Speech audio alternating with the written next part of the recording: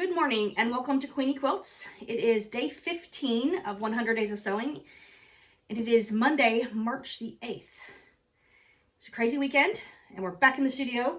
I am going to turn you around because we are primarily going to be working on making our diamond blocks for Star Baby today. So I'm going to turn the camera around so you can see my work table and I'll be right back here. See you in a minute. All right, well, welcome back. We are on the cutting table, and here in this pile are the things we did last week. So I'm going to take off just the top stack. Oops, this stack here. I'm going to move all the rest of these, oops, over and take a look at these. Now, when we did these last week, we set aside the 3 fabrics that are, it's called for in this unit. So this is the SS3 unit. It has section 1 in the purple, section 2 in the turquoise, and section 3 in the navy. So we're going to start with section 1 right here. And these are our 3 fabrics. So they're all cut using our template. So this one here. And they were cut just like that. So the first thing we're going to do is take section 1, this purple color. We're going to turn it face down so that it is pretty side or right side of the fabric against our board. And then we're going to take our paper and turn it over. And underneath that first section, we're going to put some glue, just like that. You don't need to be super picky about it. And we're going to set it down on here and we're going to line up that pinked edge, the top of the fabric, with the dotted line, which is our seam allowance line. And what I'm really looking for is to make sure that this bottom edge here, that there's fabric underneath and that the angles are matching. So if the angles on my unit are going this way, my fabric needs to be going that way. Okay, and that's how I know it's going to fit. So the other way you can check it is to turn it over and kind of make sure that there isn't any paper hanging out. That little bit of paper is going to be fine because I'm quite a bit off of the edge when you get to the edge of the paper. So once I've got that done, I am then going to trim this edge, is what you would normally do. So if you look at my little card here on what we do, we trim, place, glue, press, and repeat. So let me make sure that's in frame. So we would trim. So in the normal world, we would fold this over, place our trim template against the solid line 1, and fold. Okay. And I'll just go down a little bit further and do the same thing. So place it on line 1, and then fold it, paper back onto the template. Now, in this case, because we matched when we set it down with that dotted line, I really don't have to do that step. I've essentially pre-done it. But I do want to know where that line is so that when I put my next strip on, which in this case is the turquoise, that I'm putting it there correctly. So I'm then going to take the turquoise strip, just right here. I'm going to set it, this time I'm going to set it face up. So pretty side up. So that when I put these, pick this one up and put it down, I am putting them right sides together. Now again, I'm going to check the angles here. So I've got my paper folded back and I'm checking to see that there's blue fabric, the new one I'm adding under the paper, and there's blue sticking out on this edge as well. So I know that there's plenty there. And so then I'll take my sew line glue, so which is this one here, and I'm just going to do a couple spots. So just a couple little, you don't need much glue, just a little bit.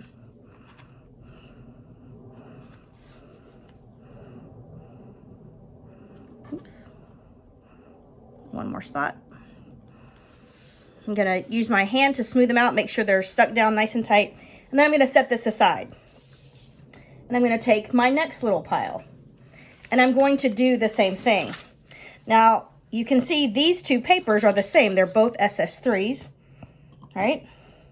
So you're going to have the same fabric alignment on them both times. So put some glue.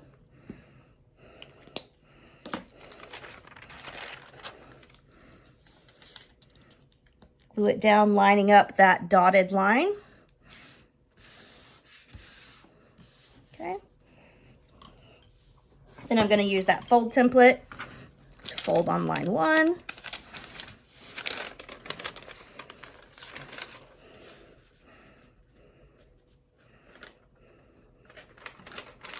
Okay.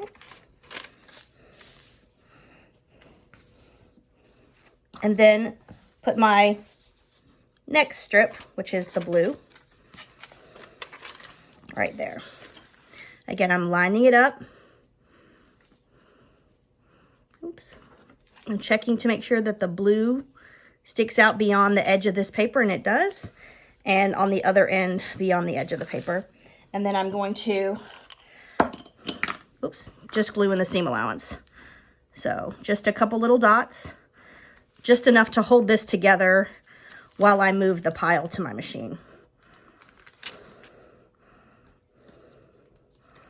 Okay. And then because I've marked my papers, I can put these two together and I know how to get them back where they belong. So we're going to do another color, or another set of strips really. So this is the SS2. And this one, section 1, starts with the pink. So I'm going to do the same thing. I'm going to place the pink with the right side down against my mat. In this case, you can't tell. On a batik, it's oftentimes hard to tell, but on a standard cotton print, it'll be easy to tell the right from the wrong side. I'm going to put glue on my paper. And then again, I'm going to line it up with the dotted line, which means I get to kind of skip that initial trim step. As you can see, this one's nice and wide, and I've actually got fabric hanging out on all the sides. Then I'm going to use my trim template to fold on the line.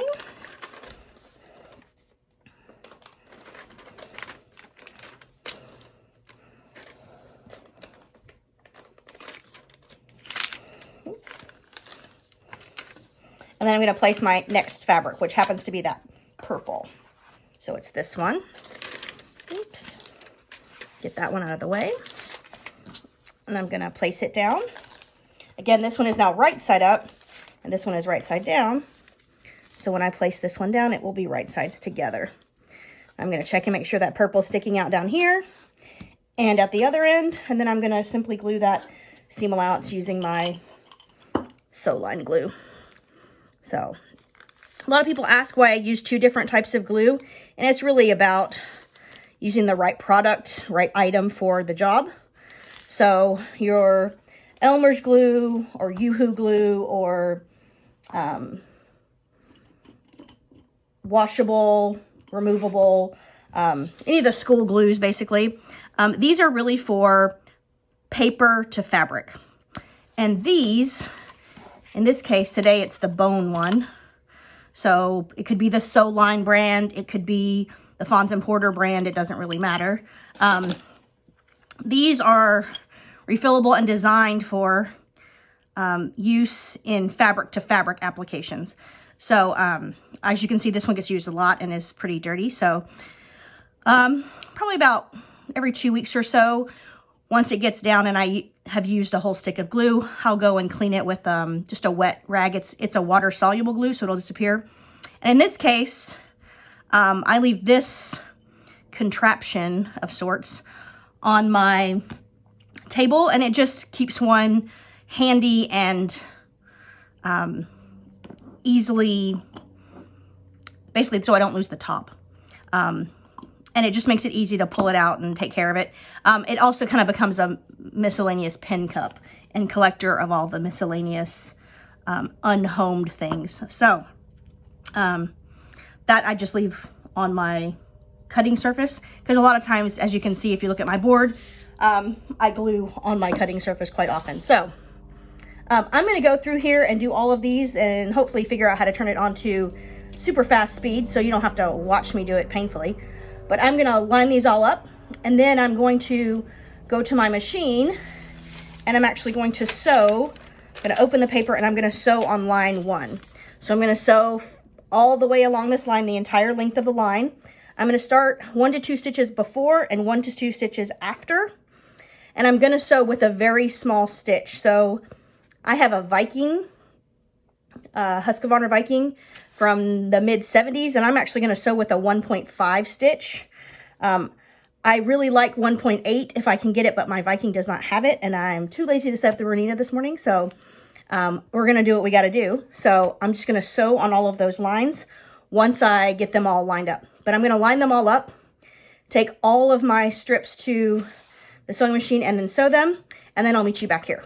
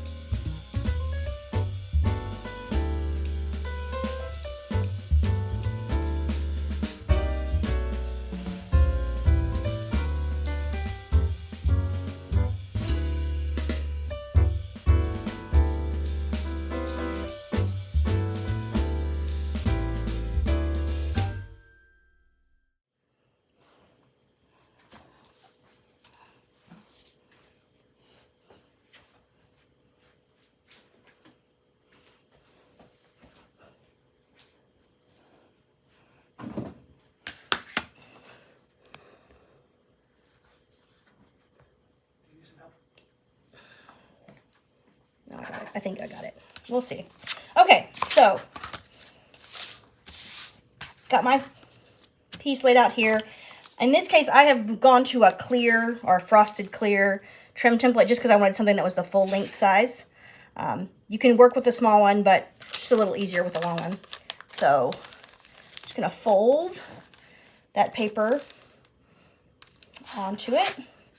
Then I'm going to drop my add a quarter ruler, and your add a quarter ruler has a little lip on it, and all you're really looking to do is run that lip into your plastic trim template with the paper in between. And then we're going to trim. So, and you're really just trimming off whatever that little tiny piece is. And in some cases, there won't be anything to trim. In this case, there's just a little bit to trim. Sometimes, depending on how big your piece is, you could have a lot to trim. And then I'm going to look and figure out which of these pieces I need, and we need the lavender. So I'm going to put the lavender down with the pretty side up.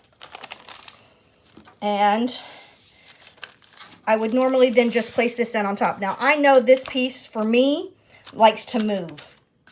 And so, what I'm going to do is take just a little bit of glue, just for extra insurance, and put it right there and glue that paper onto that fabric so it won't move. Then I'm going to pick this up, line it up with the edge of that I'm again going to check both sides to make sure the bottom fabric is sticking out beyond the edge of my papers. And then again, I'm just going to glue in that seam allowance all the way through. So I'm going to show you that one more time just so you can see it. So I'm going to take my piece.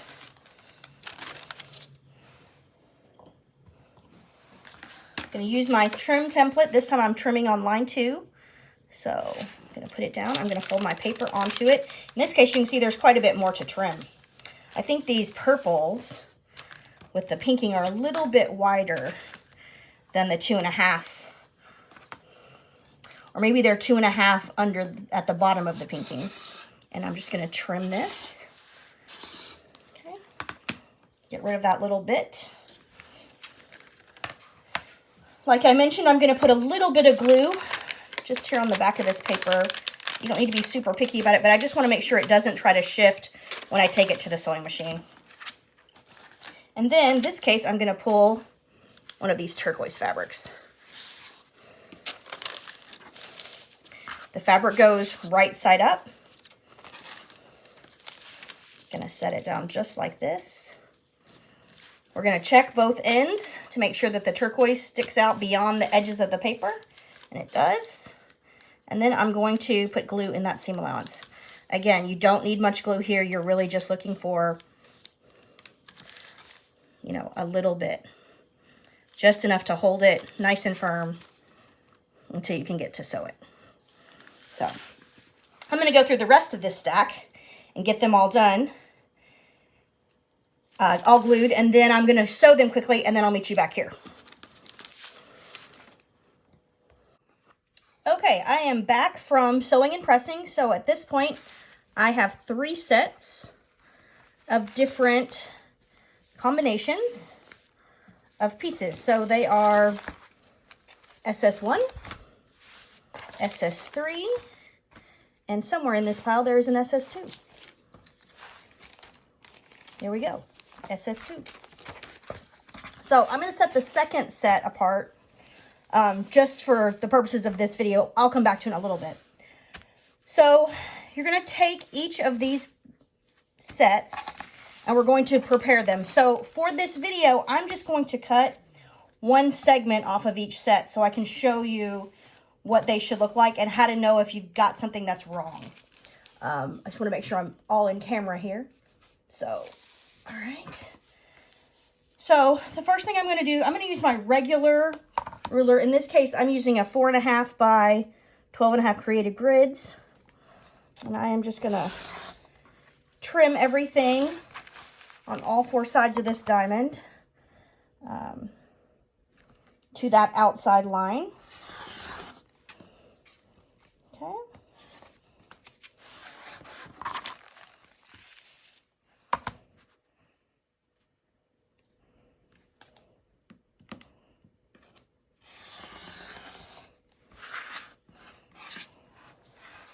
And then, if you look on your papers, there's a segment here that says Part 2 cut line.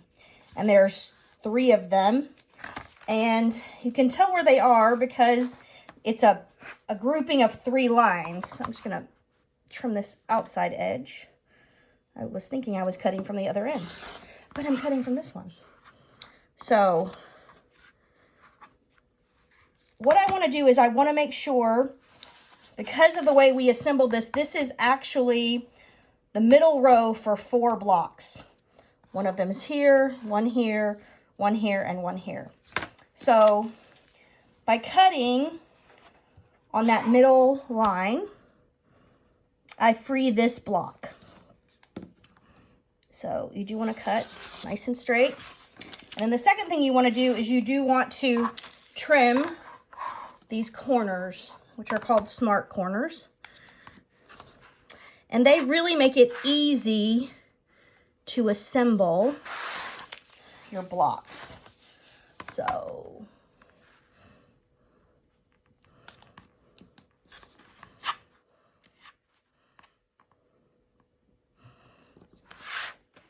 So that's one of them taken off. So that's one from SS2. Then I'm going to do one from SS3.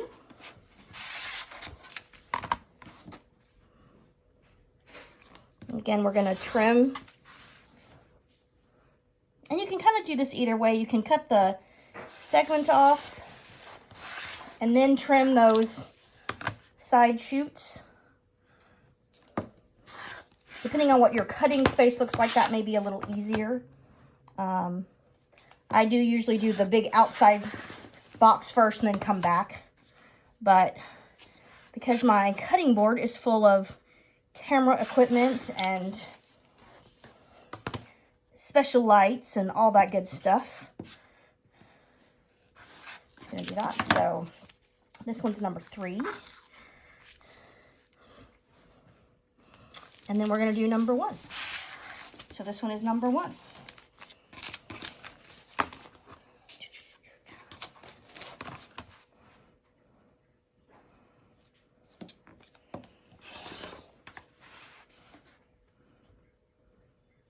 Again, for the purpose of this video, I'm just cutting one segment off of each combination. So you'll be able to see what this block looks like.